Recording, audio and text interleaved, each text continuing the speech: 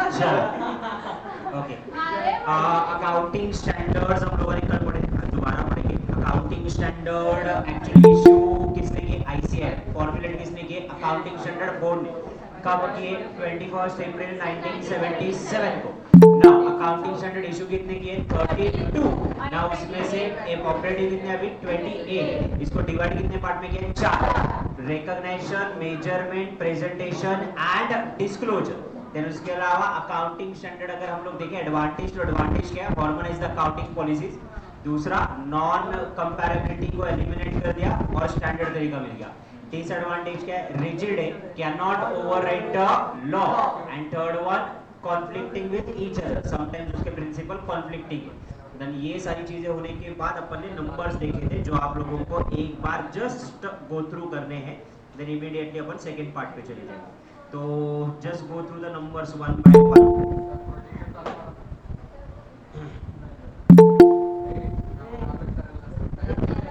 चल, accounting standard one कौन सा है? डिस्क्लोजर। टू कौन सा है? Valuation of inventory. 3 cash flow statement. 4 contingency. 5 net profit. 6 है नहीं। 7 कंस्ट्रक्शन। 8 है नहीं। 9 revenue recognition. 10 plant and machinery. 10 के बाद 11 foreign exchange. 12 government grant. 13 investment. 14 amalgamation. 15 employ cost. 15 के बाद 16 बोरिंग कॉस्ट। 17 segment reporting. अब 18 related party. 19 operating lease. 20 EPS earning per share. 21 consolidated financial statement. 22 accounting for taxation of the income. 23 investment. 24 discontinued operation. 25 interim financial reporting. 26 intangible asset. 27 financial interest in joint venture. 28 impairment of losses. 29 provision contingency and contingency. अब एक बार notice करोगे, आप जब नाम ले रहे हो तो नाम के बैक ऑफ दे आपकी उसकी कंसेप्ट भी रिवाइज होगी। 17 बोला तो आपके दिमाग में आता है 10% कैलकुलेट करना है। 18 रिलेटेड पार्टी दिमाग में आता है। 2 वैल्यूएशन आता है। 3 बोले तो कैश फ्लो आता है। So go one stroke in again. Accounting standard 1 disclosure of accounting policy ये कहता है कि जितनी भी मटेरियल चीजें हैं सारी चीजें डिस्क्लोज करो। देन अकाउंटिंग स्टैंडर्ड 1 ने ही 3 फंडामेंटल अकाउंटिंग एजम्पशन दिए। 3 फंडामेंटल अकाउंटिंग एजम्पशन कौन सा? गोइंग कंसर्न, देन उसके अलावा एक्रूअल और तीसरा कंसिस्टेंसी। ये 3 फंडामेंटल एजम्पशन आपके अकाउंटिंग स्टैंडर्ड 1 ने दिए। 2 ने बोला हुआ है कि वैल्यूएशन ऑफ इन्वेंटरी, कॉस्ट और market price which is low. 3 ने बोला कैश फ्लो स्टेटमेंट। 3 एक्टिविटीज है, ऑपरेटिंग, इन्वेस्टिंग, फाइनेंसिंग एक्टिविटी। 4 ने बोला contingency event occurring after balance sheet है। डिविडेंड, टैक्सेशन बैलेंस शीट के बाद होता है but it is related to the balance sheet, तो उसको रिकॉर्ड करते हैं। Then accounting standard 5 net profit prior period changes in accounting policy separately disclose करना है। prior period item का मतलब पिछले 2-3 साल में जो भी गलतियां हुई है वो, omission, commission and changes in accounting policy वैसे तो नहीं कर सकते बट अगर लॉ कहता है, अकाउंटिंग स्टैंडर्ड कहता है या ट्रू एंड फेयर प्रेजेंटेशन कर सकते। कंस्ट्रक्शन रिलेटेड रेवेन्यू रिकॉग्निशन में 3, sale of goods, sale of service and आपका other income. Sale of goods की अगर मैं बात करूं तो अपन ने रिस्क, रिवॉर्ड, ओनरशिप ट्रांसफर कर दिया है, पैसे आने की सर्टेनिटी है। सेल ऑफ सर्विसेज में कंप्लीशन मेथड या प्रोपोर्शनेट मेथड। और थर्ड आपका आता है other income, interest received, dividend received whichever is earlier received और due basis whichever is earlier. 10th बात करते हैं प्रॉपर्टी आपकी which is recorded at a cost, self generated तो इंटरनल प्रॉफिट को रिकॉग्नाइज नहीं करें। 11 foreign exchange losses. Then 12 government grant, इसका एक एग्जांपल दिया था कि एसेट से रिलेटेड गवर्नमेंट ग्रांट मिला है तो जितनी ग्रांट मिली वो एसेट की वैल्यू में से माइनस करें। 13 accounting for investment, long term investment, short term investment, long term more than 12 month, short term less than 12 month accounting के लिए। देन उसके अलावा अगर हम लोग बात करें तो इसमें हम लोगों ने देखा था प्री एक्विजिशन वाला कंसेप्ट कि इंटरेस्ट डिविडेंड आपको इमीडिएटली एक्वायर करने पे मिला तो प्री एक्विजिशन डिविडेंड आपकी कॉस्ट ऑफ इन्वेस्टमेंट में से माइनस करते हैं। Relate with accounting standard, relate with chapter number 7। 14 अमलगमीशन दो है, एक मर्जर है, एक परचेज है, 4 है condition. All assets and liabilities taken at a book value, then 90% shareholder are my shareholder, then उसके अलावा share discharge purchase consideration in equity और बिजनेस को कंटिन्यू कर रहे तो merger, otherwise purchase. Employ benefit इस वक्त बताने का जरूरत नहीं है, you know the accounting entries and you know the accounting treatment. Borrowing cost, loan cost, interest cost, processing cost, ये अपन उस एसेट को कैपिटलाइज करेंगे। भाई 7.5 लाख क्लास चालू झाले, काय टाइम आहे? एसएमला कशी काय येऊन बसतेस तू अशी? चलो बाय लोक, पटकन टाइम पास करू नको, इथे उभी राहा, पटकन उभी राहा, तिकडे तोंड कर, एसएमला वेळेत यायचं डिव्हिजन आहे, तिकडे तोंड पटकन, बाहेर नाही जायला सांगितलंय, इथे उभी राहा, तोंड बाहेर करून तिकडं, आणि सगळे आले की सलाम करायचं। 17 सेगमेंट रिपोर्टिंग, दुसऱ्याची पाडू। Segment reporting is what? Segment revenue, segment profit and loss account and segment asset, सबकी टोटल लो 10% के ऊपर जितने भी है तीनों क्या रेवेन्यू, कुछ लोगों को कंफ्यूजन आता है, रेवेन्यू के रिपोर्ट, रेवेन्यू के अलावा प्रॉफिट के अलावा एसेट, सबके कॉमन रिपोर्टिंग करने। मेरी तरफ नहीं, इकडे wall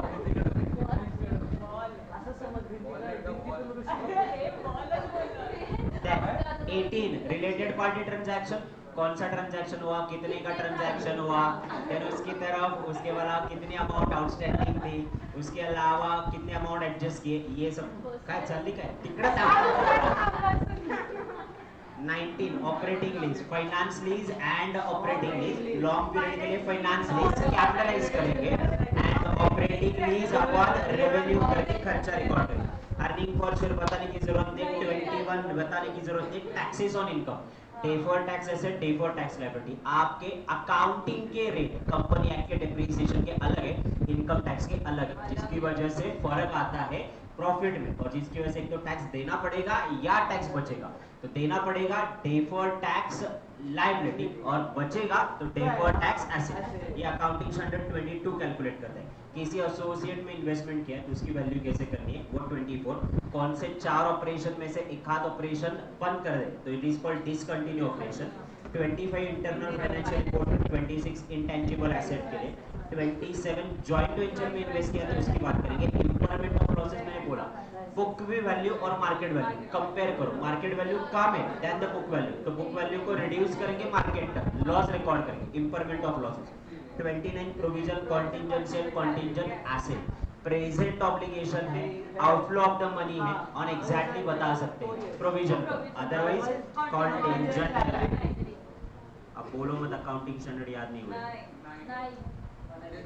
chapter number 11 national and international accounting authority, chapter number 11 ये अपन को डिटेल में कवर करना है।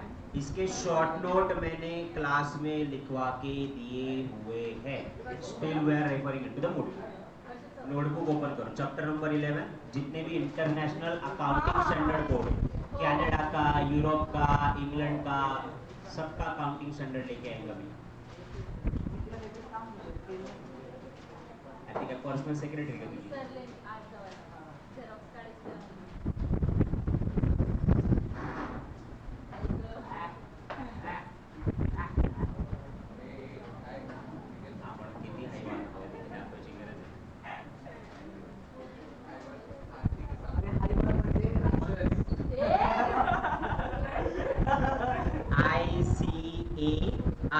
Indian institute of chartered account of India.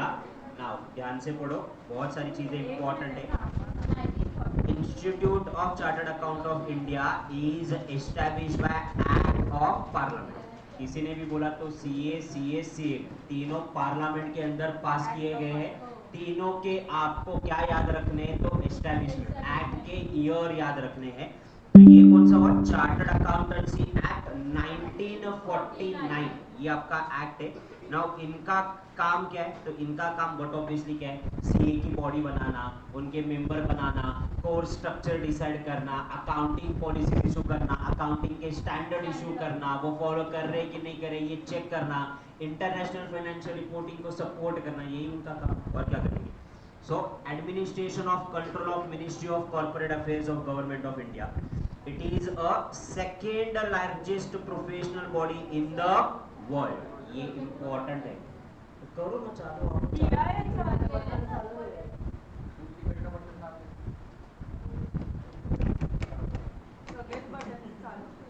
Notebook open करो, नोटबुक में लिखा हुआ है सारी चीज।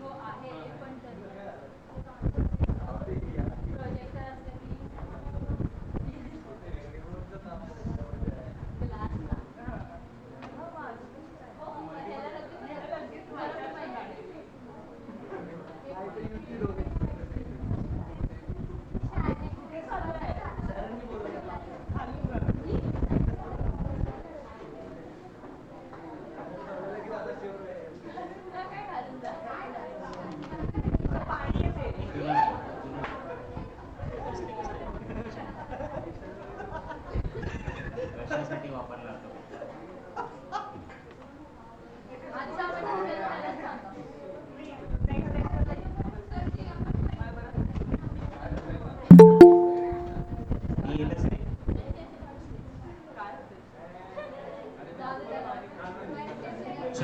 हो गया प्रोजेक्टर चालू। Okay, this is what second largest body. Notebook open करो ना, लिख के दिया है, दे मेरे को नोटबुक। चलो, चार्टर्ड अकाउंटेंसी एक्ट 1949, इनका ऑब्जेक्टिव क्या है, ध्यान से देखो। Regulate the profession of accountancy, accountancy का जो प्रोफेशन है उसको रेगुलेट करो। Educate the student member and conduct examination of C.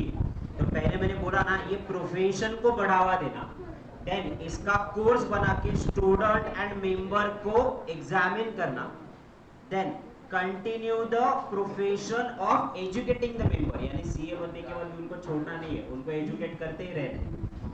Then post qualification courses, CA के बाद सीपीए, देन अदर छोटे मोटे और पोस्ट क्वालिफिकेशन कोर्सेज अवेलेबल है। अकाउंटिंग स्टैंडर्ड को फॉर्मुलेट करना, अभी अपन पढ़ चुके हैं, इन्होंने इशू किया तो इसको बनाना, एनालिसिस करना, इंटरनेशनल को सपोर्ट करना, ये उनका काम है। Prescribe the standard auditing procedure, ethical standard, ये सबसे ज्यादा इंपॉर्टेंट है। एथिक्स यानी सीए ने कैसे होना चाहिए, बिहेव कैसे करना चाहिए, एथिकल स्टैंडर्ड भी उन्होंने दिए। Quality through peer review, standard performance of the member, then disciplinary jurisdiction, disciplinary jurisdiction यानी कोई अगर सीए ने उसके एथिकल मैनर तोड़े हैं एंड रूल्स एंड रेगुलेशन तोड़े तो उसके अगेंस्ट डिसिप्लिनरी एक्शन भी लिया जाता है। Then conduct the financial reporting review and last provide input policy matter to the government. तो ये अपने को याद रखना पड़ेगा, कैसे कैसे मैं बोल रहा हूँ ये ध्यान से देखो, एक दूसरे से इंटर रिलेट करना पड़ेगा आपको। अकाउंटेंसी के प्रोफेशन को बढ़ावा देना है तो उसके लिए मेंबर्स को एजुकेट करना जरूरी है, स्टूडेंट का कोर्स बनाना जरूरी है। तो मेंबर्स को एजुकेट करेंगे, स्टूडेंट का एग्जामिनेशन करेंगे चार्टर्ड अकाउंटेंसी एक्ट, उनको और पोस्ट क्वालिफिकेशन चीजें भी यानी पोस्ट क्वालिफिकेशन कोर्सेज भी अवेलेबल करवा के देंगे। तो ये चार आपके याद हो गए, कौन से ध्यान से देखो। Accountancy profession, student examination, educate the member and post qualification आपके कोर्सेज, ये आपको देना है। देन उसके अलावा एथिकल स्टैंडर्ड, ये इसमें जोड़ दो, क्या करना है, एथिकल स्टैंडर्ड। एथिकल स्टैंडर्ड के अलावा मेंबर का स्टैंडर्ड परफॉर्मेंस कैसा होना चाहिए वो, और अगर मेंबर ने स्टैंडर्डली परफॉर्म नहीं किया तो क्या करेंगे, डिसिप्लिनरी एक्शन। तो दोबारा वापस देखो, मैं याद करवा के जो आपको, professional in accountancy, student examination, उसके अलावा educate the member, then post qualification courses, then ethical standard issue करेंगे, देन बिहेवियर स्टैंडर्ड एक्सपेक्ट करेंगे, अदरवाइज डिसिप्लिनरी एक्शन है। अब दूसरे जो बाकी के हैं आपके, स्टैंडर्ड इशू करना, ओके, अकाउंटिंग स्टैंडर्ड इशू करना, देन ऑडिटिंग स्टैंडर्ड इशू करना, देन उस पर रिव्यू लेना और ये गवर्नमेंट को सपोर्ट करना। ये आपकी चार चीज, एक बार फटाक से गो थ्रू करो। ऑनलाइन वाले क्लियर है क्या सबको? Yes sir. Yes sir.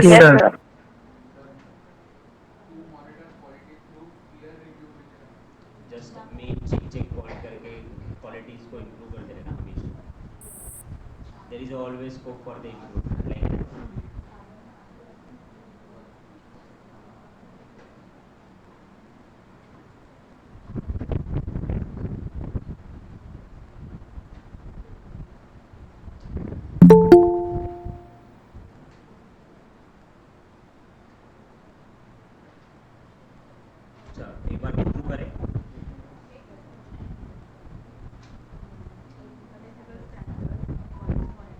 जल्दी क्लास ले तो कम आ रहे।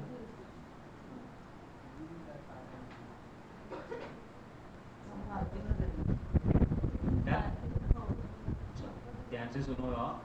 आईसीआर की अगर मैं बात करूं तो ICR is a act of parliament. Chartered accountancy act 1949, world second largest body.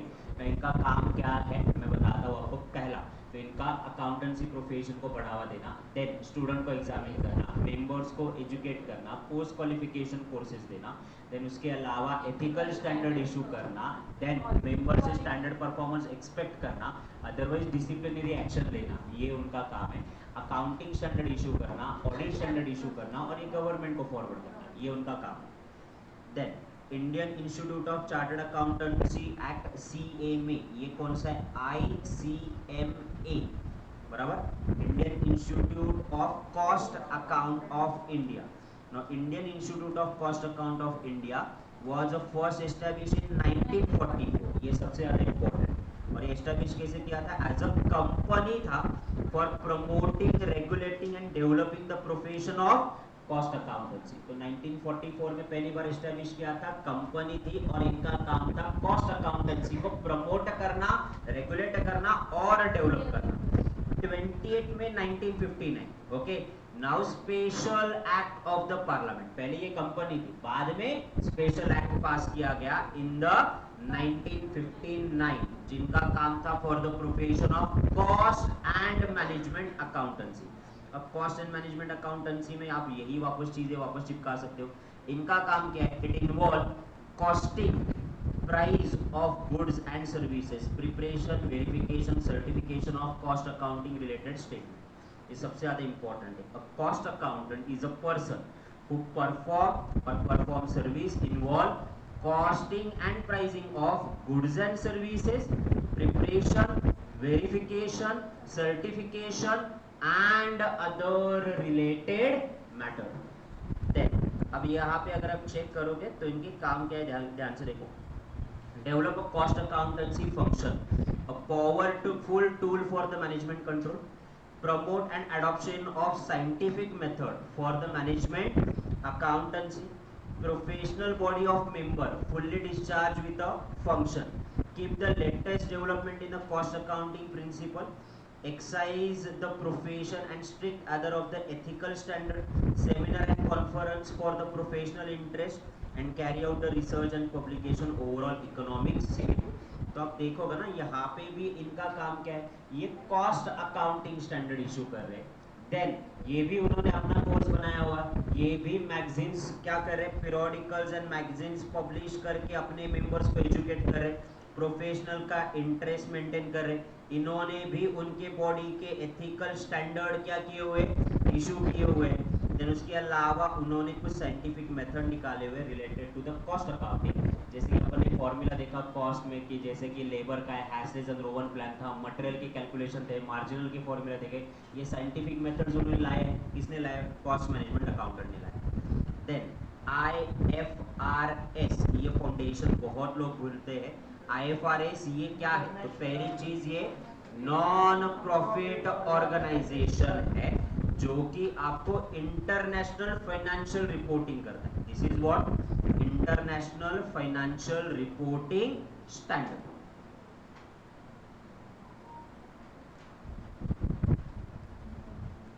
Okay ना, इनका ऑब्जेक्ट क्या है? इनका ऑब्जेक्ट है ट्रांसपेरेंसी,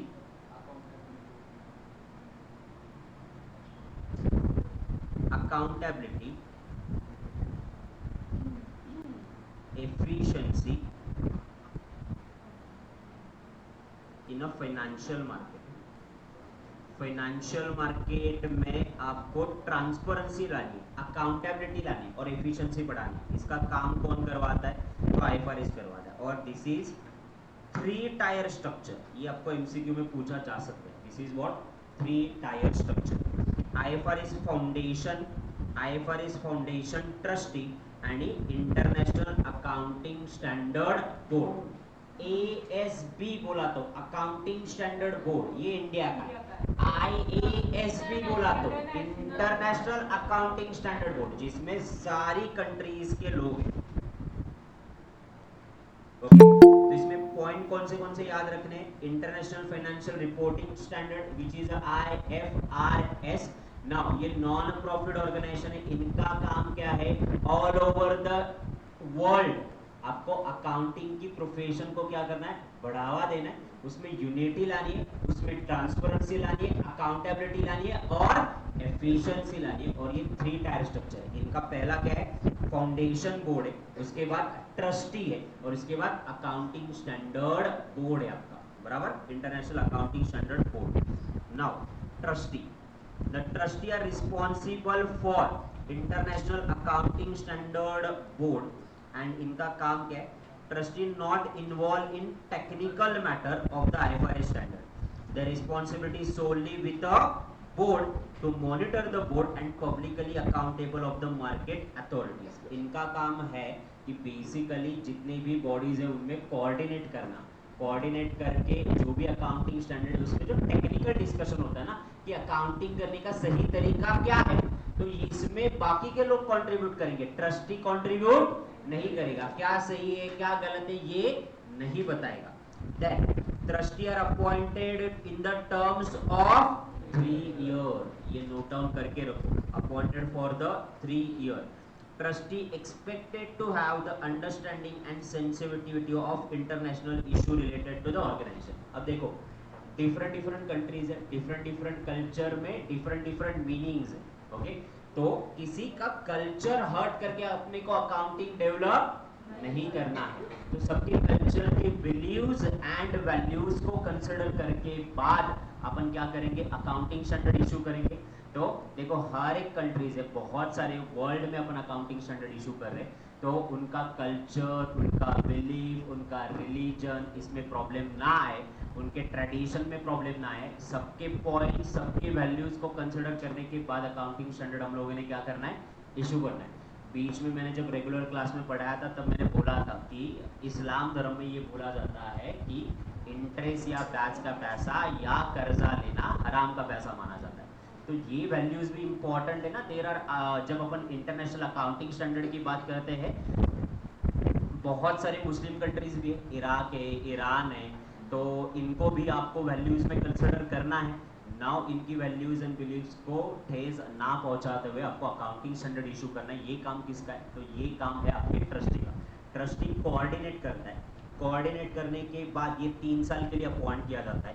देन इनका काम है कि जो सेंसिटिव और रिलेवेंट इशू है इंटरनेशनली रिलेटेड, तो उसको मद्देनजर रखते हुए किसी के सेंटिमेंट्स ना हर्ट करते हुए अकाउंटिंग स्टैंडर्ड को स्मूथली फ्लो में आपको फॉर्मुलेट करना है और इशू करना है।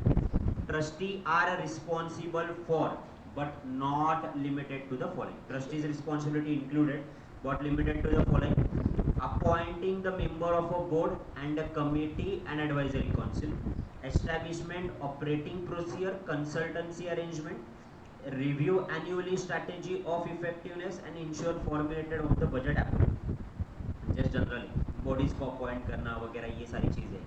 IFRS advisory council, advisory council नाम से ही पता चल जाता है ना वहां पे ये क्या कर रहे हैं, ये आपको एडवाइजरी दे रहे हैं अबाउट स्ट्रेटेजिक सपोर्ट की कैसे होना चाहिए। इनकी मीटिंग कब होती है? तो इनकी मीटिंग होती है twice, 2 times in a year for 2 days, twice in a year for 2 days.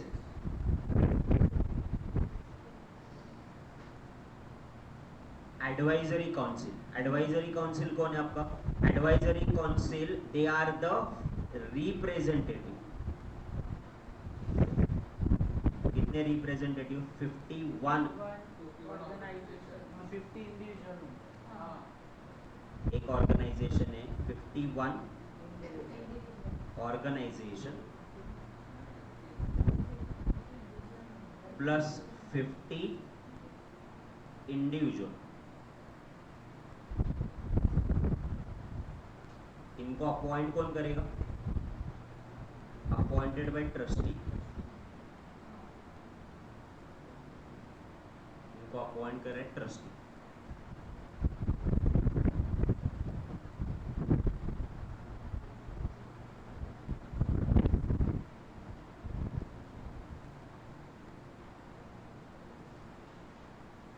Online वाले हो गया? Yes, sir. Yes, sir. Yes, sir. Now accounting standard Yes, sir. करने की प्रोसेस ध्यान से देखो। ओके, सो सबसे पहला कंपनी का एजेंडा, यानी आपके अकाउंटिंग स्टैंडर्ड बोर्ड का एजेंडा डिसाइड किया जाएगा कि आज किस विषय पर अपन चर्चा करेंगे। अपन आज अकाउंटिंग स्टैंडर्ड 10 यानी plant and machinery fix asset वाला विषय लेने वाले हैं, कि अकाउंटिंग स्टैंडर्ड 26 इंटेंजिबल एसेट पे अपन आज डिस्कशन करने वाले हैं। तो ये सारे एडवाइजरी काउंसिल मेंबर आएंगे, इनको इकट्ठा कौन लेके आएगा? ट्रस्टी लेके आएगा। ये इनका पेपर सर्कुलेट होगा कि बाबा आज कौन सी विषय पे चर्चा होने वाली है। देन उसके बाद ओपन डिस्कशन होगा, और उस ओपन डिस्कशन में जो मेन पॉइंट है, समराइज पॉइंट है, वो समराइज पॉइंट अपन क्या करेंगे? नोट डाउन करेंगे। नोट डाउन करने के बाद comment letter issued from the consultancy document, जो समराइज पॉइंट है, क्योंकि मीटिंग में बहुत सारे विषय डिस्कस होते हैं ना, उसकी जो समरी है वो समरी सारे मेंबर्स को वापस क्या करी जाएगी? भेजी जाएगी। उसको बोला जाएगा कमेंट लेटर। कमेंट लेटर के बाद हम लोग फोन क्या करेंगे? पब्लिक बोर्ड मीटिंग में broadcast lively from the London office. इसको एक बार समराइज करने के बाद देखो कोई पॉइंट छूटा तो नहीं है ना, जो डिस्कशन हुआ था उसकी समरी ये है। आप एग्री कर रहे हो ना? एग्री करने के बाद वापस अपन वीडियो कॉन्फ्रेंसिंग के थ्रू मिलेंगे, जो कि मोस्टली लंदन से होती है, और वहां से अपन इसको क्या कर देंगे? फाइनल अप्रूवल कर देंगे। सो ये वाला एक पार्ट अपन ने नोट डाउन करके रखा होगा।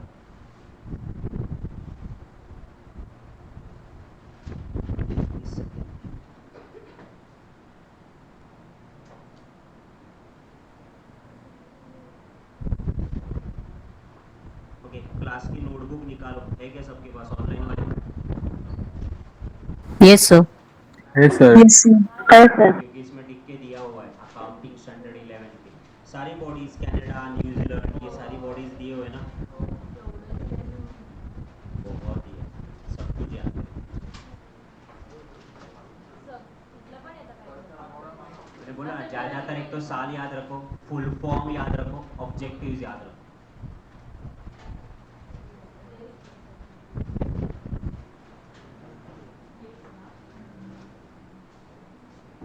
जिनके पास नहीं, मैं ग्रुप में फोटो डाल देता हूँ बाद में।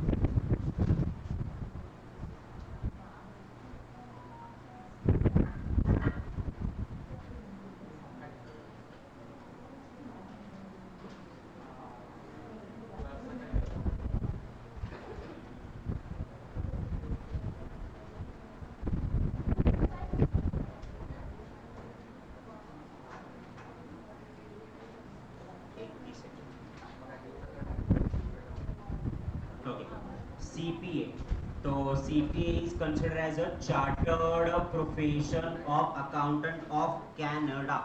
ये आपका दिया हुआ है,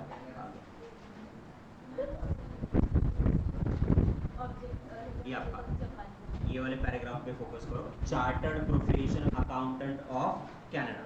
Chartered Accountant Profession of Canada, this is the largest national accounting organization of the world, and it represents and support more than how many members? 2,10,000 members। Online वाले हाईलाइट करो जिनके पास ये नहीं है।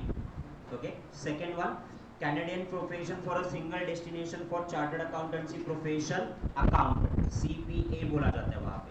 Now, October 2014, Certified General Accountant of Association of Canada has joined Chartered Accountancy Profession of Canada to complete integrated system। वहाँ पे दो accounting body थे, पहला था CGA Canada, now CGA Canada and CPA Canada, अब ये क्या हो चुके हैं? इंटीग्रेट हो चुके हैं, अलग अलग नहीं है, एक ही है।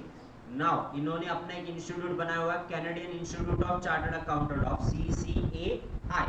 अब इनका काम क्या है? तो इनका काम बट ऑब्वियसली कनाडा में जितना अकाउंटिंग प्रोफेशन है उसको बढ़ावा देना, अपने कनाडा के अकाउंटिंग स्टैंडर्ड इशू करना, बस ये उनका काम है। तो आपको याद क्या रखना है? याद आपको रखना है कि yes, chartered profession account of Canada. Now ये लार्जेस्ट अकाउंटिंग ऑर्गेनाइजेशन है विद मेंबर ऑफ 2,10,000। पहले CGA कनाडा और CPA कनाडा अलग अलग थे, 2014 में क्या हो गए? इंटीग्रेट हो चुके, और इंटीग्रेट होने के बाद इनका काम क्या है? तो अपने कंट्री के अकाउंटिंग स्टैंडर्ड इशू करना और ग्लोबल अकाउंटिंग स्टैंडर्ड में सपोर्ट करना। Okay,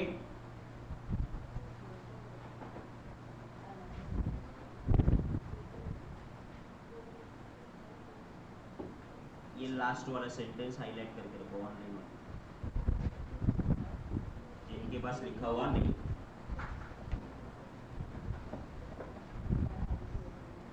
done.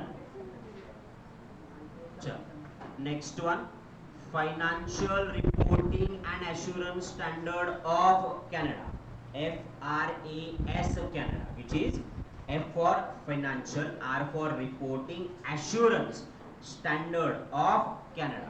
Now इनका काम क्या है? तो ये बेसिकली स्टैंडर्ड ऑफ अकाउंटिंग और अकाउंटिंग के साथ साथ ऑडिटिंग बनाने में कनाडा में क्या करते हैं? हेल्प करते हैं। So this is the board is established to maintain the accounting and auditing standard for the public interest. कौन सा पब्लिक? इंडियन पब्लिक नहीं, कनाडा के public. They appoint a board member and oversees input through the standard function it should. Then उसके अलावा क्या दिया उन्होंने?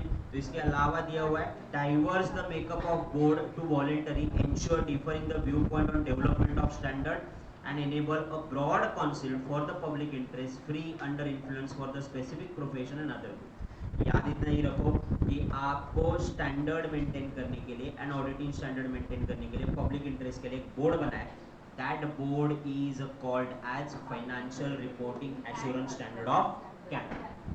Okay, दोनों एंटिटीज को एक बार दोबारा करेंगे। देखो अपने पास टाइम है नहीं, एक ही बार अच्छे से करेंगे, डिटेल में करेंगे, खत्म करेंगे, ताकि next time multiple time revision करें। 4 बार रिवाइज करके एक बार याद नहीं रखना है, एक ही बार अच्छे से याद रखो तो ताकि 4 बार आराम से रिवाइज करना है। So, Chartered Accountancy Profession Accountant of Canada, CPA Canada. CPA Canada is a largest body with a 210,000 members. CGA Canada and उसके अलावा CPA Canada integrated हुए 2014 में। They are responsible for the issuing of the standard. अब वहाँ पे उनके पास अलग body कौन सी? FRAS Canada, F Financial Reporting Assurance Canada, Standard Canada। तो इनका एक बोर्ड है और इन बोर्ड का काम क्या है? Accounting standard and auditing standard issue करना फॉर द पब्लिक इंटरेस्ट। इतनी इंफॉर्मेशन काफी याद रखने के लिए। तो कनाडा वाला पार्ट पूरा डन। कनाडा में इसके अलावा और कुछ भी नहीं आएगा। बट कनाडा के बाद नेक्स्ट आता है आपका chartered accountancy Australian and New Zealand act. कहाँ गया?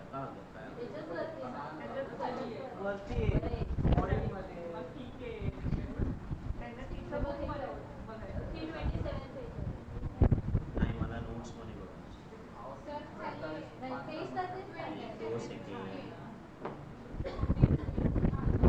ये वाला पैरा चेक करो।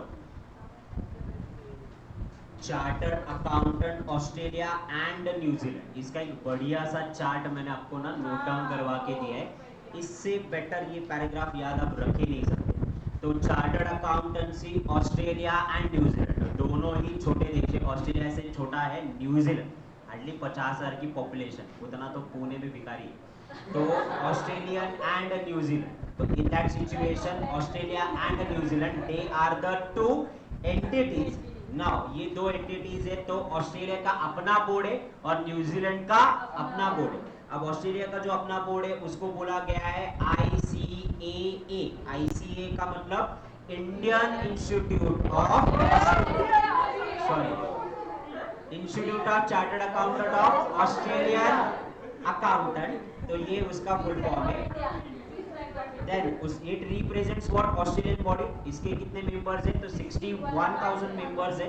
नाउ ये टॉप 3 प्रोफेशनल बॉडीज में आते हैं और इनका काम है कि अपने खुद के कंट्रीज के अकाउंटिंग स्टैंडर्ड इशू करना और ग्लोबल अकाउंटिंग स्टैंडर्ड को सपोर्ट करना। आई रिपीट अगेन, तो आपका ऑस्ट्रेलियन अकाउंटिंग स्टैंडर्ड जो है वो institute of chartered account of India वापस बोला ऑस्ट्रेलिया, क्या करें इंडिया का प्यार आता है तो बार बार ICAI आदत लगी है ना, दैट्स व्हाई। तो Indian institute of chartered accountant in Australia 61,000 member, top 3 professional bodies में इंटरनेशनल स्टैंडर्ड इशू करेंगे, उनके कंट्रीज के नेशनल स्टैंडर्ड भी इशू करेंगे और ग्लोबल को भी सपोर्ट करेंगे। सेम न्यूजीलैंड का भी अपना एक बोर्ड है, उस बोर्ड को बोला जाता है चार्टर्ड अकाउंटेंट ऑफ न्यूजीलैंड बोला जाता है। Now they are responsible for their accounting standard.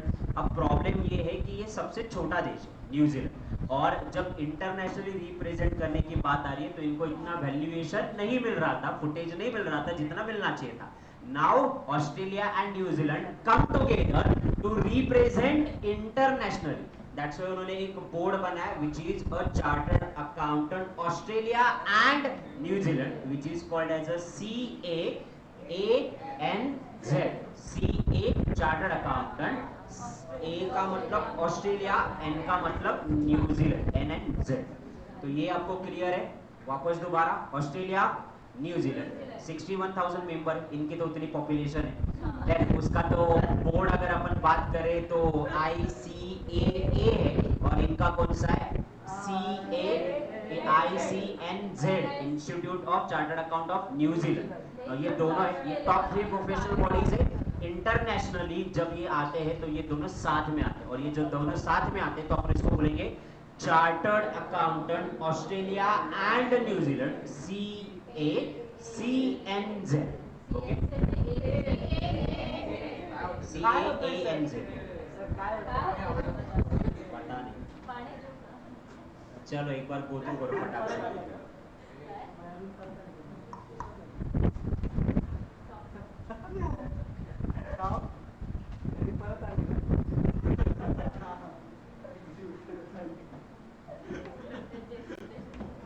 Long weekend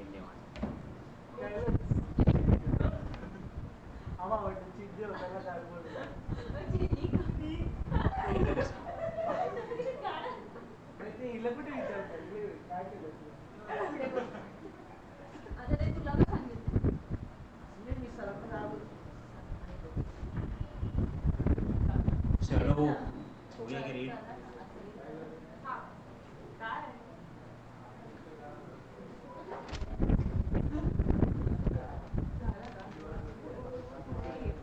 okay, next American institute of Certified Public Accountant, AICPA।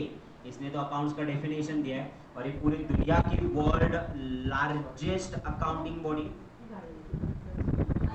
American institute of Certified Public accountant. Now world largest accounting profession, इनके कितने member है? 4,28,000 members है। Okay, अपने 3.5 है, आ जाएंगे अपन तब तक।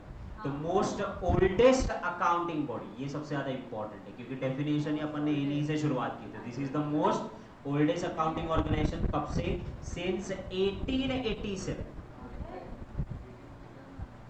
World largest since 1887 with 4,28,000 members. Okay, इनका काम क्या है?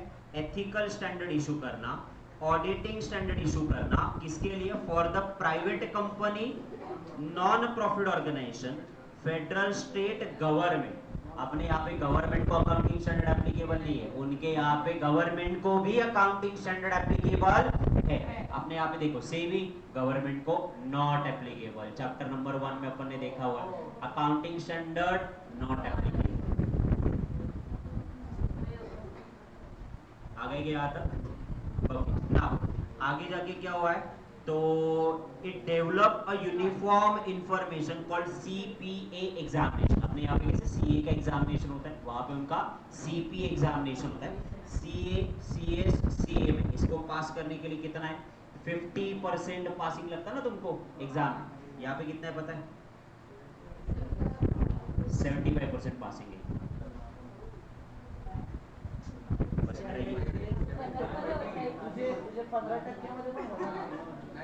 CA में का एग्जाम दूंगा कि नहीं दूंगा वो पता नहीं, CPA का एग्जाम जरूर दूंगा, बट अभी नहीं, फिलहाल के लिए पढ़ाई करने का मूड नहीं। CPA नहीं इतना नहीं होता।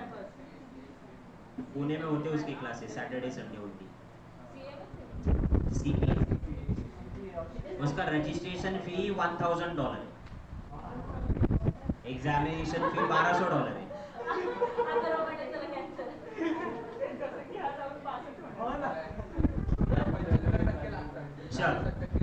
Now the joint venture with Institute of Management Accountant, Chartered Global Management Designation, which set out the standard for global recognition of the management accounting.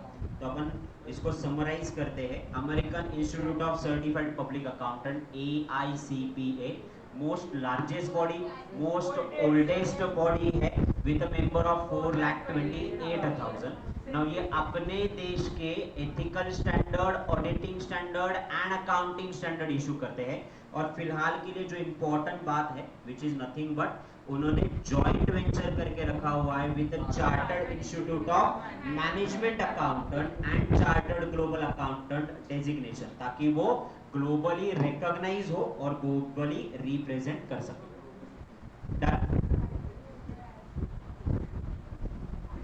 Next one, Australian accounting standard board AASB। AASB अपना है, AASB which is a Australian Accounting Standard Board. Now Australian Accounting Standard Board is Australian government agency. Australian Securities Investment Commission Act 2001, इनका काम क्या है? To develop the purpose of to develop a conceptual framework and the purpose of evaluating the proposed standard, formulate the accounting standard, formulate the accounting standard for other purpose, participate and contribute in single set of accounting standard that use worldwide, direct बोलो ना IFRS में contribution करो, advance promote object including reduce the cost of capital, enable entity to overseas maintain the investor confidence in Australian economy. सो इनका object क्या है? इनका object है कि कैपिटल मार्केट को बढ़ावा देना है। कौन सा? ऑस्ट्रेलियन कैपिटल मार्केट, ये उनका मिशन है।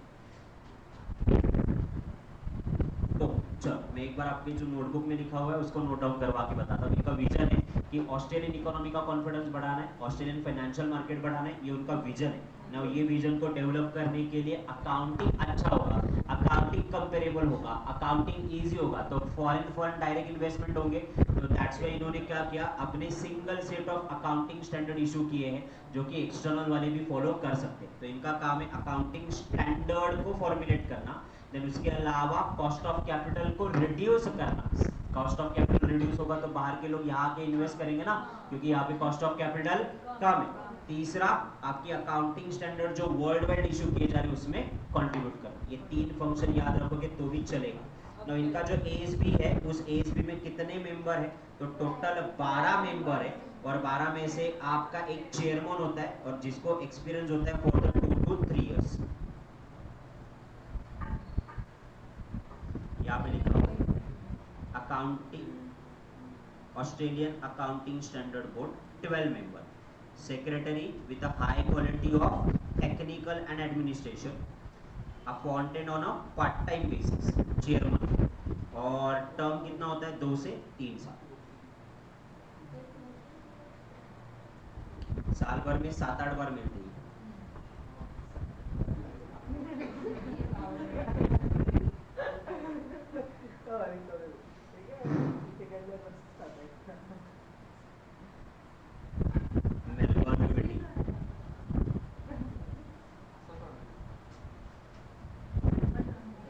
चलो इसको कीवर्ड में रिवाइज करो। Australian accounting standard board AASB। Now इनका मिशन क्या है? ऑस्ट्रेलियन इकोनॉमी का कॉन्फिडेंस बढ़ाना, फाइनेंशियल मार्केट को बढ़ाना। तो इसको डेवलप करने के लिए उन्होंने क्या करे? Auditing standard and accounting standard issue किए हुए हैं।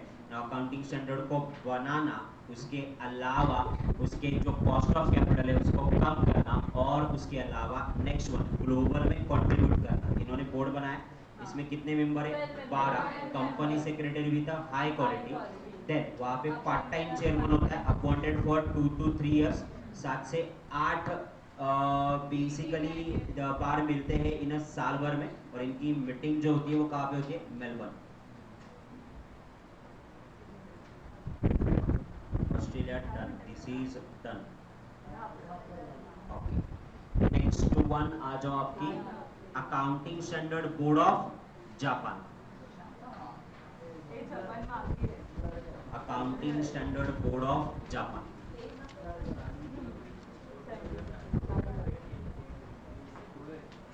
ASBG.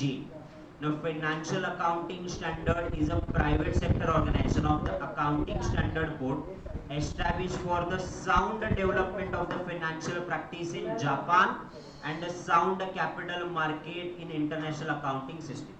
तो जापान का भी वही मकसद है जो ऑस्ट्रेलिया का है। उनको क्या करना है? उनका फाइनेंशियल मार्केट क्या करना है? साउंड करना है। उसके लिए उन्होंने क्या किया? अकाउंटिंग स्टैंडर्ड डेवलप किए हुए हैं, now study research generally accepted accounting standard, जो कि सब लोग एक्सेप्ट कर सकते हैं ऐसे जनरली एक्सेप्टेड अकाउंटिंग स्टैंडर्ड, यानी क्या ये प्रोसेस इशू करना, research of various business finance system, recommendation of proceeding of last two items, broad level develop and improve international accounting standard board and discharge the objective of FASF, which is a financial reporting standard foundation. चलो एक बार गो through करो, फिर last बचा है आपका UK and Europe.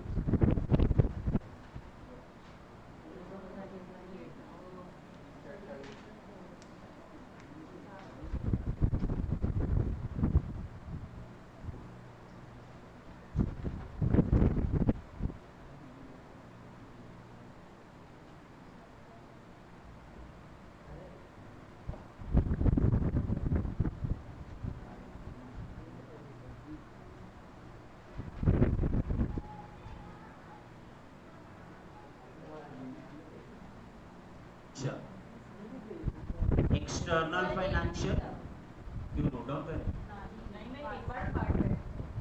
पढ़ो ना जल्दी जल्दी.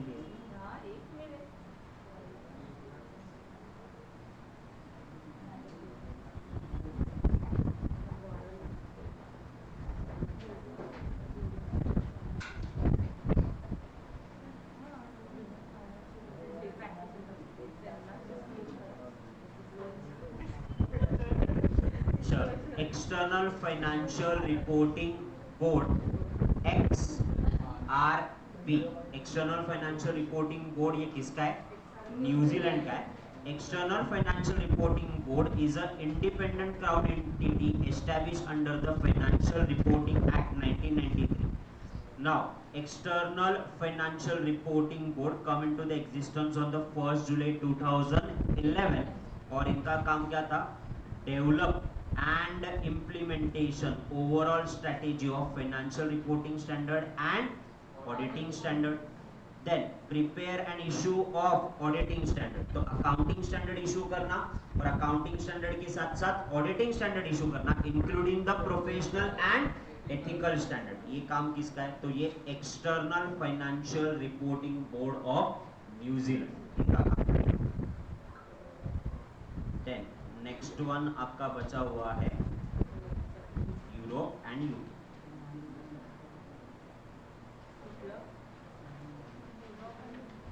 Now European financial reporting advisory group.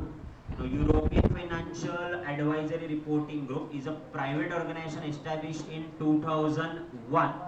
Now for the public interest of European country, इन्होंने क्या किया हुआ है, उनके अपने IFRS स्टैंडर्ड क्या किए हुए, इशू किए, how to contribute into the capital market, efficiency in the capital market. अब इनका मिशन क्या है, इनका मिशन भी वही है कि यूरोपियन पब्लिक के लिए क्या करेंगे, तो अकाउंटिंग स्टैंडर्ड्स को बढ़ावा देंगे और स्टैंडर्ड तरीका देंगे फॉर द अकाउंटिंग पीरियड. बस यही उनका काम है.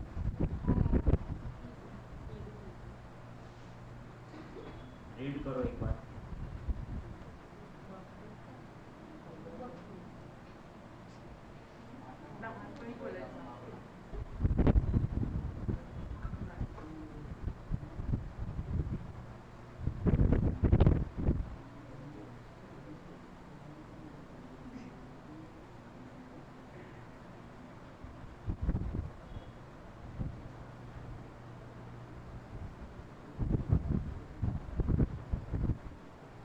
Done?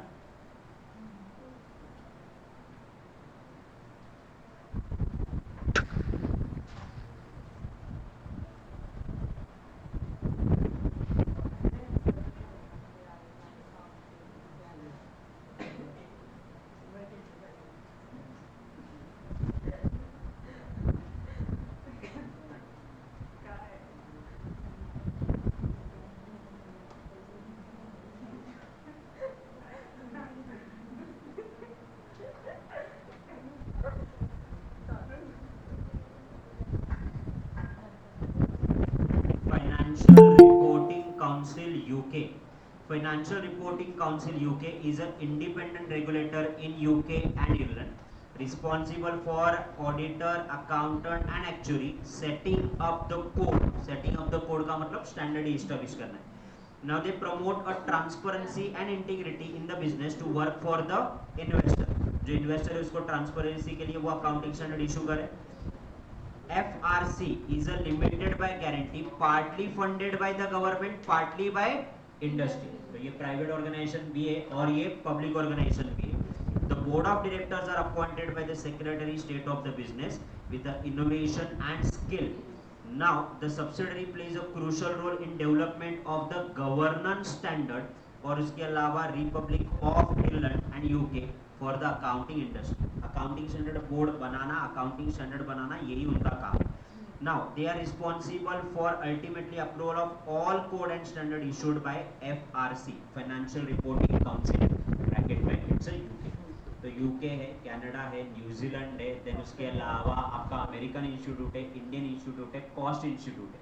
अब ये थोड़ा क्या करेंगे, जैसे अकाउंटिंग स्टैंडर्ड अपन ने 2-3 बार पढ़े तो याद हो गया ना, इसको भी 2-3 बार पढ़ेंगे तो क्या हो जाएगा, अच्छे से याद हो जाएगा. तो अभी अपन एक बार क्या कर दे, वापस समराइज कर दे. कल कैसे अकाउंटिंग स्टैंडर्ड एक बार अपन ने रीड किए थे, फिर दोबारा रीड किए थे, अब याद हो गए, आज वापस रिवाइज करें. वैसे आज भी करेंगे, कल भी रिवाइज करेंगे, फिर परसों अपन अकाउंटिंग स्टैंडर्ड और उसके अलावा आपका जो चैप्टर नंबर 11 है विच इज इंटरनेशनल बॉडी, जिसके एमसीक्यू हम सैटरडे को सॉल्व कर लेना, ज़्यादा एमसीक्यू नहीं है. ओके चल तो ओवरव्यू करते पूरा का पूरा. ज़्यादातर ये जो चैप्टर है इस पे ना आपको शॉर्ट फॉर्म्स दिए ना, AICPA तो वो याद रखो. फिर उसके अलावा आपको FCR बोला हो गया या FRC बोला हो गया, फाइनेंशियल रिपोर्टिंग कॉर्पोरेट बॉडीज, तो इसके फुल फॉर्म याद रखो, ईयर याद रखो, लार्जेस्ट बॉडी याद रखो एंड ऑब्जेक्टिव याद रखो. वही ज़्यादातर एमसीक्यूज में. तो पहला ICAI वाज एस्टैब्लिश कब हुआ था, तो ICAI आपका एस्टैब्लिश हुआ था कब, 1949. Special act 1949. 1949 आपको याद दिला दिए थे. क्या फंक्शन याद दिलाए थे, ध्यान से सुनो. ये प्रोफेशनल अकाउंटेंसी है, देन ये स्टूडेंट को एग्जामिन कर रहे, मेंबर को एजुकेट कर रहे, पोस्ट क्वालिफिकेशन पे कोर्स दे रहे ना. इसके अलावा एथिकल स्टैंडर्ड इशू कर रहे, स्टैंडर्ड बिहेव कर रहे एंड डिसिप्लिनरी ज्यूरिडिक्शन भी बिठा के रखा हुआ है. देन अकाउंटिंग स्टैंडर्ड इशू भी किए इन लोगों ने, उसके अलावा ऑडिट स्टैंडर्ड इशू किए और ये सारे सेंट्रल गवर्नमेंट को हैंड ओवर किए. देन ICMA की अगर मैं बात करूं तो ICMA ये पहले 1944 में एस्टैब्लिश हुआ था, कंपनी फॉर्म में था. 1959 में इसको क्या किया, स्पेशल पार्लियामेंट में लेके आए. नाउ इनका काम है cost accounting related audit standard issue करना, एथिकल स्टैंडर्ड इशू करना, कोर्स बनाना, मेंबर को एजुकेट करना. ये सारा काम किसका है, आपका कॉस्ट अकाउंटेंट है. इसमें से सबसे ज्यादा इंपॉर्टेंट वर्ड कौन सा है, तो सबसे ज्यादा इंपॉर्टेंट वर्ड है आपका ये वाला, which is cost accountant is a person who offer और परफॉर्म सर्विस कॉस्टिंग और pricing of goods, preparation, verification of cost accounting and related stream. Now, IFRS Foundation non-profit organization है. इनका ऑब्जेक्टिव ट्रांसपेरेंसी, अकाउंटेबिलिटी, एफिशिएंसी लेके आना financial market में. 3 tyre structure है. इसमें कौन आता है, तो accounting international financial reporting foundation, trustee और आपका इंटरनेशनल अकाउंटिंग स्टैंडर्ड बोर्ड आता है. नाउ ट्रस्टी की अगर बात करें तो वो टेक्निकल मैटर में इन्वॉल्व नहीं होते, 3 साल के लिए अपॉइंट किए जाते हैं और सेंसिटिव मैटर को डील करना, इनको कोऑर्डिनेट करना, ये उनका काम होता है. देन उसके बाद एडवाइजरी काउंसिल, ये साल में 2 बार मिलते हैं 2 दिन के लिए. एडवाइजरी काउंसिल मेंबर में 51 ऑर्गेनाइजेशन, 50 इंडिविजुअल, इनको अपॉइंट कौन करता है, ट्रस्टी अपॉइंट करता है. IFRS इशू कैसे किया जाएगा, पहले पेपर डिस्कस होगा, देन उस पर डिस्कशन होने के बाद समरी बनेगी, उसका कमेंट लेटर बनेगा और फिर उसी लेटर से मीटिंग करके ब्रॉडकास्ट करके लाइवली अप्रूव करेंगे. International financial reporting board of UK. Now UK is an independent regulatory authority for UK and Ireland, दोनों के लिए है. Now ये उनके देश के लिए कोड बनाएंगे. इनका क्या है, ट्रांसपेरेंसी एंड इंटीग्रिटी लाना है उनके देश में अकाउंटिंग के लिए, उनके इन्वेस्टर के लिए. नाउ उन्होंने क्या किया हुआ है, तो FRC responsible for governance and the strategy ultimately approves all the code and the standard issued by FRC. Then उसके बाद यूरोपियन फाइनेंशियल एडवाइजरी ग्रुप, ये एस्टैब्लिश कब हुआ था? 2001 में. Private organisation for the public interest, किसके लिए? उनके देश के कैपिटल मार्केट को बढ़ावा देने के लिए. ओके, तो ये प्रमोट क्या करता है? Develop and promote what? Financial reporting consider as a international accounting standard code and issue related to the उनके अकाउंटिंग स्टैंडर्ड बनाना, इंटरनेशनल को सपोर्ट देना.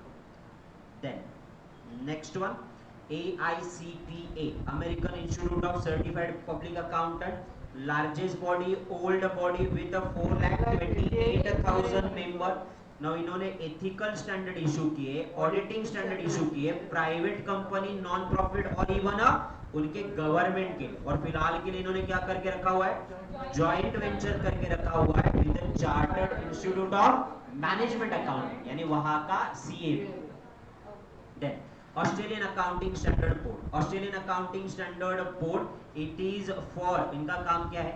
स्टैंडर्ड को प्रपोज करना, अकाउंटिंग स्टैंडर्ड को फॉर्मुलेट करना, IFRS को सपोर्ट करना. मिशन क्या है? कैपिटल मार्केट को बढ़ावा देना है. देन AASB यानी Australian accounting standard board, 12 member है. Secretary with high quality, chairman 2 साल के लिए अपॉइंट किया जाएगा. 7-8 बार मिलेंगे, मेलबर्न से मीटिंग होगा. Then chartered accountant Australia and New Zealand, Australia का अपना institute of chartered accountant of Australia है और इनका institute of chartered account of New Zealand है. ये टॉप 3 बॉडीज में आता है 61 मेंबर के साथ. इनका छोटा बॉडी, दोनों ग्लोबली आके क्या कर रहे? रिप्रेजेंट कर रहे. Then financial reporting standard Canada, FRAS Canada, financial reporting and assurance standard. Now it is in the public body, ये आपका भी लार्जेस्ट बॉडी में ही आता है. इनका काम है अकाउंटिंग एंड ऑडिटिंग स्टैंडर्ड को इशू करना. Chartered profession account of Canada, CPA Canada with 2,10,000 member. Now CGA Canada and CPA Canada अलग अलग था, 2014 में इंटीग्रेट हुआ. Then accounting standard board of Japan, now ये प्राइवेट सेक्टर ऑर्गेनाइजेशन है. नाउ इन्होंने अकाउंटिंग स्टैंडर्ड बोर्ड एस्टैब्लिश किया है, किसके लिए? उनका फाइनेंशियल मार्केट साउंड होने के लिए, उनका अकाउंटिंग प्रोफेशन बढ़ने के लिए. तो इन्होंने भी अकाउंटिंग स्टैंडर्ड इशू किए, इन्होंने भी इंटरनेशनली कंट्रीब्यूट किया, इन्होंने भी एथिकल स्टैंडर्ड इशू किए. एक्सटर्नल फाइनेंशियल रिपोर्टिंग बोर्ड, तो ये आपका न्यूजीलैंड का है. ये एस्टैब्लिश किया था 1 जुलाई 2011 to develop and implement the overall strategy of standard and auditing of your New Zealand. यहाँ पे आपका ये पार्ट खत्म होता है. कुछ भी चीज अगर एग्जाम से एक दिन पहले देखी जानी है तो this is the most important. एक जगह पे सारी समरी मिल जाएगी. ICAI, ICMA, IFRS, international accounting standard board, IPS, ASB, international public sector accounting standard board, FRC UK, financial reporting council UK. Then EFRAG, European financial reporting advisory group, FASB, financial accounting standard board, AICP, American institute of certified accountant, ASB, Australian accounting standard board, CA, ANZ, तो chartered accountant of Australia and New Zealand, FRCSC, financial reporting and audit standard of Canada. Then CPA Canada, chartered accountancy profession act Canada and external reporting board of New Zealand. ये देख के जब इसमें से 90% MCQ आपके represent हो, 2 second के लिए MCQ पे आ जाओ. जो MCQ का रेगुलर बुक है वो है.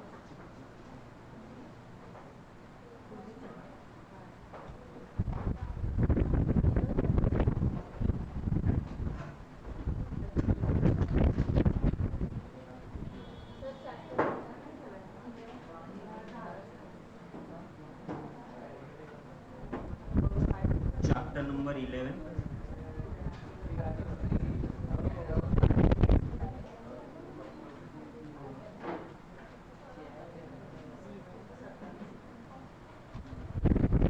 Hardly 21 MCQ. ठीक आहे, मग आपण सगळे सोडू.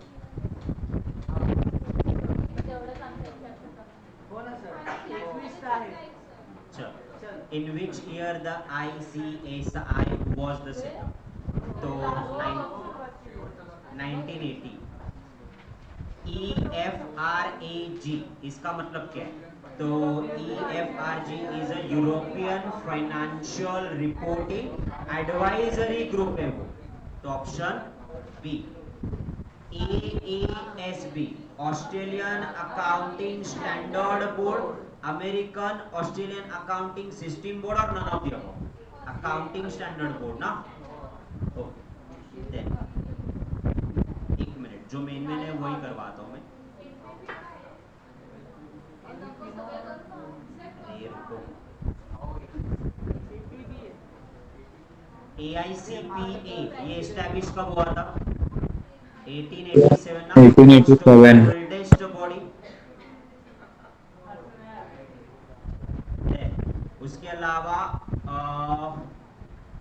Financial accounting standard board is a government organisation private semi government और all of the above private organisation Private. दो ही है ना एक ऑस्ट्रेलिया का और इनका प्राइवेट ऑर्गेनाइजेशन है IFRS इसका मतलब क्या है International Financial Reporting Standard. तो C then institute of cost accountant setup कब हुआ था 1959 1959 ओरिजिनली एस्टैब्लिश कब हुआ था 1944 ICI कब एस्टैब्लिश हुआ 49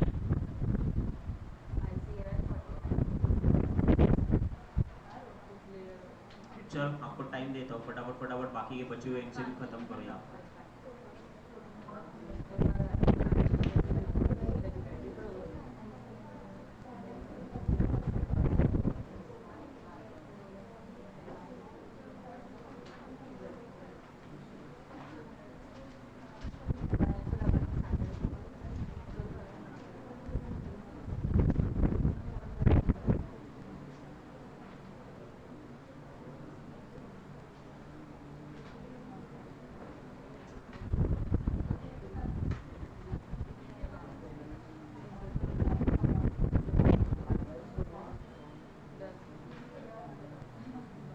चलो FRRP which is stand for Financial Reporting Financial Review Reporting Panel. Review Panel.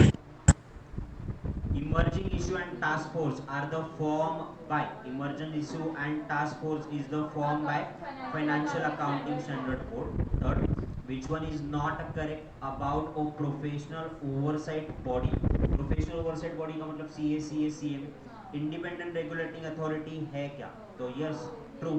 Now it carry inspection on behalf of auditing practice, recommendation to the government board. So this is inspection on behalf of not auditing practice, accounting practice चाहिए वहाँ. Fourth one, which of the following do not fall under the scope of 102?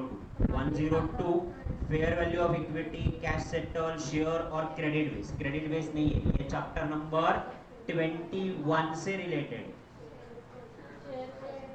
Credit based payment and नहीं है share based payment है cash base है fair value निकालते book open करोगे तो पहले स्कोप में ही 2 लाइन में लिखा हुआ है क्रेडिट नहीं है fifth one among the following disclosure which of the following is required under the 102 description of the agreement average price valuation method all of them national and international accounting authority ये establish कब हुआ 1980 Now, National and International Accounting Authority, the role of company secretary. तो company secretary का काम compliance करना होता है. 8-1 done. 9-1 ICAI function under the Ministry of HRD or Corporate Affairs. Corporate Affairs, MCA. Then total number of council member कितने हैं? 40. Then direct 15 वाले MCQ पे आ जाओ प्रोफेशनल ओवरसाइट अगर हम लोग बात करें तो POB is situated in UK accountants and actuary discipline board of the body is of UK FASB का मतलब क्या है FASB का financial accounting standard board APB का मतलब क्या अभी देखिए ना अपन ऑडिट प्रैक्टिसेस एंड 4 हो गया done.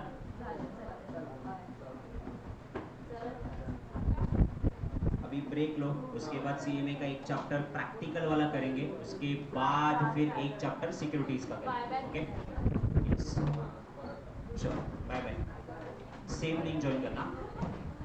Bye, sir. Bye, Yes, sir. sir.